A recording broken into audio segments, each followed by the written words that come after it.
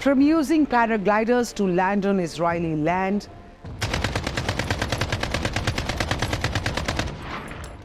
to using motorboats to sneak onto the shore unnoticed. Put down the speed. And just blasting through the fence in SUVs. All under the cover of hundreds of rockets being fired onto Israeli cities. Hamas's surprise attack on Israel on October 7th appears to have been so well planned that it caught the Israeli military off guard. Why this is surprising is because while the Israeli forces are considered one of the most advanced and high-tech in the world, Hamas is just a guerrilla armed outfit. So how do the two stack up in terms of their weapons arsenal? Here's a look.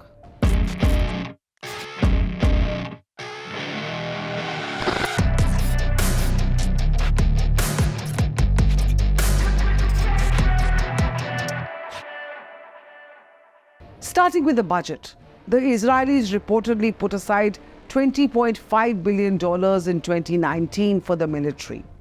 In comparison, Hamas spends around $100 million a year on its armed wing, the Qassam Brigade. Next, let's look at manpower. Israel has around 1.7 lakh active personnel. Meanwhile, Hamas has 10,000 to 20,000 active fighters. Israel has around 30 lakh men and women available for military service if needed. The big weapons apparently being used the most in this war are rockets and missiles. Let's compare those. Israel has both ballistic and cruise missiles, while Hamas is said to have an arsenal of around 6,000 rockets and missiles. Seeing the current scale of fighting, this number might be much, much higher.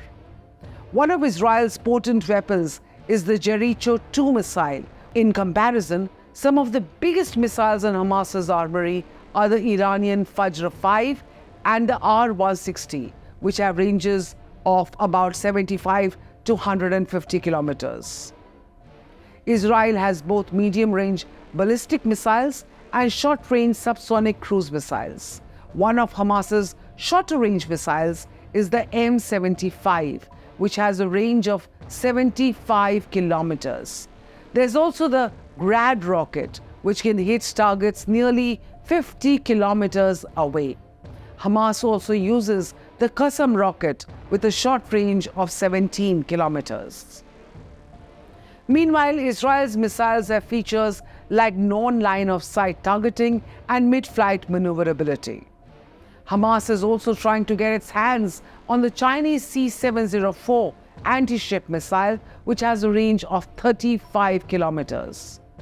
To protect its skies, Israel, of course, has the Iron Dome system to repel rockets. But in this latest attack, Hamas overwhelmed the Iron Dome by launching a huge number of rockets simultaneously. The Hamas assault on October 7th was mainly driven by fighters plowing down the border fence in SUVs and storming into nearby towns.